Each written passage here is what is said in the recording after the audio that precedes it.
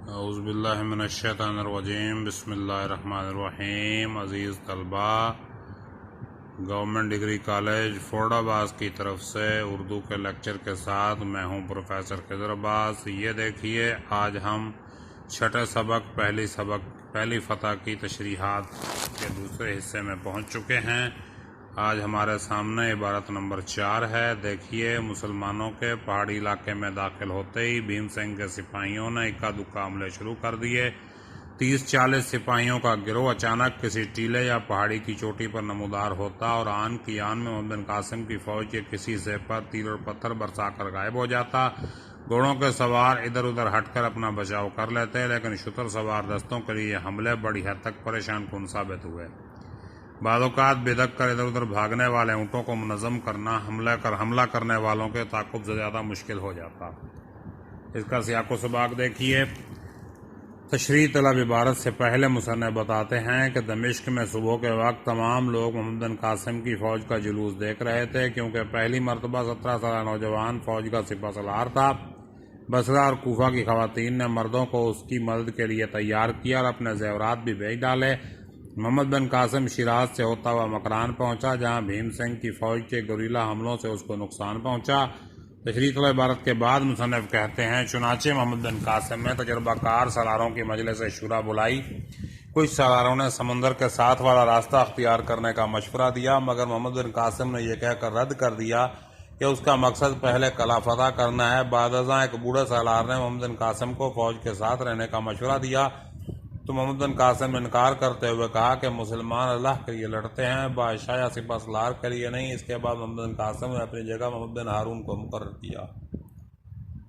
تشریح دیکھیے، مصنف بتاتے ہیں کہ محمد بن قاسم عراق کے شہر بصرہ کے بعد ایران کے شہر شیراز پہنچے اور شیراز سے ہوتے ہوئے بلوچستان کے شہر مکران پہنچ کر دم لیا۔ پھر مکران کی سرحد عبور کرنے کے بعد بلوچستان کے شہر لسبیلا کے پہاڑی علاقے میں داخل ہوتے ہی فوج کو بہت سی مشکلات اور مزاحمت کا سامنا کرنا پڑا۔ افلاطون کا قول ہے، ہر مشکل امتحان انسان کی ہمت کا امتحان لینے آتی ہے۔ بھیم سنگھ محمد بن قاسم اور ان کی فوج کی خبر سنتے ہی 20,000 فوج لے کر سندھی گورنر کی مدد کو پہنچ گیا۔ اس علاقے میں محفوظ اور مضبوط قلعہ بھی تھا، جسے بھیم سنگھ نے اپنا مرکز بنا رکھا تھا۔ اس نے قلعہ میں اپنی فوج، اسلحہ اور سامان رسد وغیرہ رکھا ہوا تھا۔ بھیم سنگھ نے قلعہ کو مرکز بنا کر تمام راستوں پر تیر اندازی کے ماہر سپاہی بٹھا دیے، تاکہ محمد بن قاسم کی فوج پیش قدمی کرتے ہوئے قلعہ تک رسائی نہ حاصل کر سکے۔ بھیم سنگھ کا والد ادے سنگھ دیبل کا حاکم اعلیٰ اور فوجوں کا سپہ سالار تھا۔ وہ عرب مسلمانوں کے بارے میں جانتا تھا کہ ان کا بچہ جذبہ جہاد سے سرشار ہے۔ اس نے راجہ کو مشورہ دیا کہ عقلمندی کا تقاضا یہی ہے کہ عربوں کے ساتھ جنگ نہ کی جائے، ان کے ساتھ پرامن رہنے میں عافیت ہے۔ لیکن ادے سنگھ کا بیٹا بھیم سنگھ فوجی جمعیت اور طاقت کے نشے میں مخمور تھا۔ اس نے اپنے باپ کے مشورے کو بزدلی قرار دیا اور باپ کی مخالفت کے باوجود وہ مسلمانوں کے مقابلے میں 20,000 فوج لے کر پہنچ گیا۔ وہ ظاہر کو اس بات کا بھرپور یقین دلا چکا تھا کہ اس کے 20,000 سپاہی 12,000 مسلمانوں کی فوج کو آگے بڑھنے نہیں دیں گے، بلکہ انہیں پسپا کر کے دم لیں گے۔ جو ہی محمد بن قاسم اور ان کی فوج لسبیلا کے پہاڑی علاقے میں داخل ہوئی تو بھیم سنگھ کے سپاہیوں نے اکا دکا حملے کرنا شروع کر دیے۔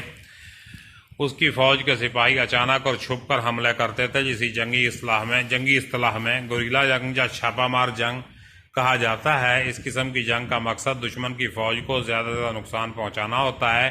اسی لیے بھیم سنگھ نے یہی جنگی حکمت عملی اپنائی تاکہ وہ مسلمانوں کو زیادہ سے زیادہ نقصان پہنچا سکے۔ اچانک اس کے 30-40 سپاہیوں کا گروہ کسی ٹیلے یا پہاڑ کی چوٹی پر نمودار ہوتا اور یک مسلمان فوج کے کسی حصے پر تیر اور پتھر برسا کر غائب ہو جاتا۔ یہ عملے مسلمانوں کے لیے زیادہ پریشان کن ثابت ہوئے، کیونکہ وہ اکثر اچانک حملوں سے نمٹنے کے لیے تیار نہیں ہوتے تھے اور نہ ہی انہیں یہ اندازہ ہوتا تھا کہ حملہ کس طرف سے ہوگا۔ اچانک حملوں کی صورت میں گھوڑوں کے سوار ادھر ادھر ہٹ کر اپنا بچاؤ کر لیتے تھے، لیکن اونٹوں کے سواروں کے لیے ایسا کرنا بے حد مشکل تھا۔ اچانک حملوں کی وجہ سے اونٹ خوفزدہ ہو کر ادھر ادھر بھاگنا شروع کر دیتے، جس کی وجہ سے اونٹوں کے سواروں کے لیے حملے کافی زیادہ پریشانی کا باعث ہوئے۔ ڈر کر ادھر ادھر بھاگنے والے اونٹوں کو منظم کرنا، حملہ آوروں سے بچاؤ اور پھر ان کا تعاقب بے حد مشکل ہو جاتا۔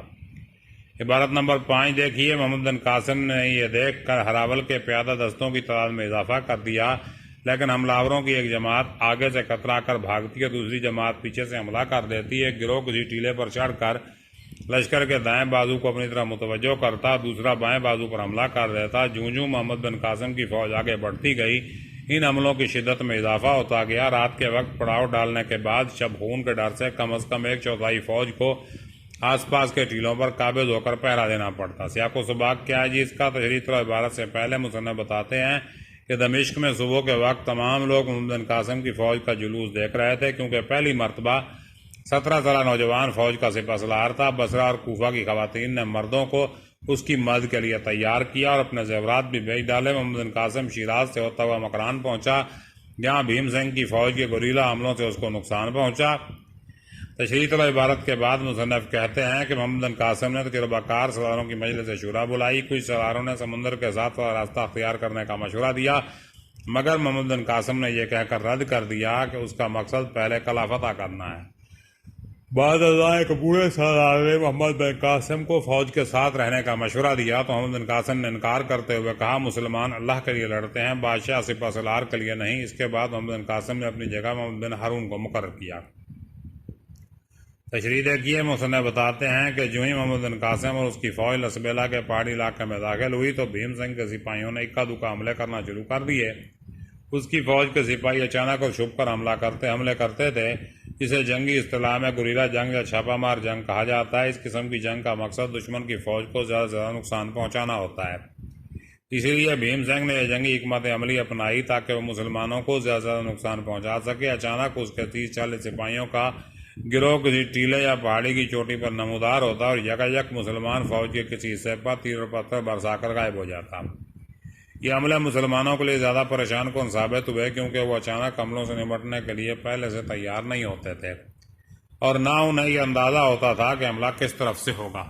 اچانک حملوں کی صورت میں گھوڑوں کے سوار تو ادھر ادھر ہٹ کر اپنا بچاؤ کر لیتے، لیکن اونٹوں کے سواروں کے لیے بچاؤ کرنا بے حد مشکل ہو جاتا تھا۔ اچانک حملے کی وجہ سے اونٹ خوفزدہ ہو کر بھاگنا شروع کر دیتے، جس کی وجہ سے اونٹوں کے سواروں کے لیے یہ حملے دوہری پریشانی کا باعث ہوتے۔ اول ڈر کر ادھر ادھر بھاگنے والے اونٹوں کو منظم کرنا اور دوسرا حملہ آوروں سے بچاؤ اور پھر ان کا تعاقب کرنا بے حد مشکل ہو جاتا۔ چنانچہ محمد بن قاسم نے بھیم سنگھ کی فوج کے اچانک حملوں کا دفاع کرنے کے لیے سب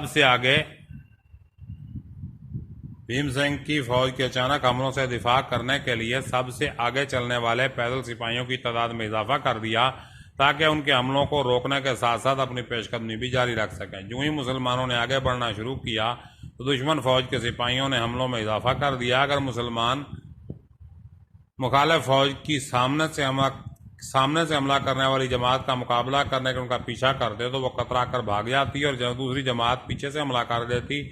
مسلمانوں کو مزید تنگ کرنے کے لیے بھیم سنگھ کی گوریلا فوج اچانک پہاڑی ٹیلے کے پیچھے سے ان کے ایک حصے کو اپنی طرف متوجہ کرتی اور دوسری جماعت دوسری طرف سے حملہ کر دیتی۔ جوں جوں اسلامی لشکر آگے بڑھتا گیا دشمن فوج کے حملوں کی شدت میں اضافہ ہوتا گیا۔ رات کے وقت جب مسلمان فوج پڑاؤ ڈالتی تو فوج کا چوتھائی حصہ ارد گرد کے پہاڑی ٹیلوں پر قبضہ کر کے باقاعدہ پہرا دیتے کہ کہیں دشمن کی فوج اچانک رات کو سوتے میں حملہ نہ کر دے۔ اس حکمت عملی کے تحت مسلمان راتیں گزارتے۔ آخر کار محمد بن قاسم نے ان کے پریشان کن حملوں کا سدباب کرنے کے لیے ان کے مرکز یعنی قلعہ پر حملہ کرنے کا ارادہ کیا۔ دیکھیں جی اس کے بعد چھٹی عبارت ہے، ایک شام محمد بن قاسم کو ایک جاسوس نے اطلاع دی کہ شمال کی طرف سے 20 کوس کے فاصلے پر ایک مضبوط قلعہ اس لشکر کا مستقر ہے۔ محمد بن قاسم نے اپنے تجربہ کار سالاروں کی ایک مجلس شورا بلائی۔ بعض سالاروں نے یہ کی صلاح دی کہ اس راستے کو چھوڑ کر سمندر کے ساحل کے ساتھ ساتھ نسبتاً ہموار راستہ اختیار کیا جائے۔ ہم اس قلعے سے جس قدر دور ہوں گے اس قدر ان حملوں سے محفوظ رہیں گے۔ محمد بن قاسم ان سے متفق نہ ہوا۔ اس نے کہا جب تک یہ علاقہ دشمن سے پاک نہیں ہوتا ہمارا آگے بڑھنا خطرے سے خالی نہیں۔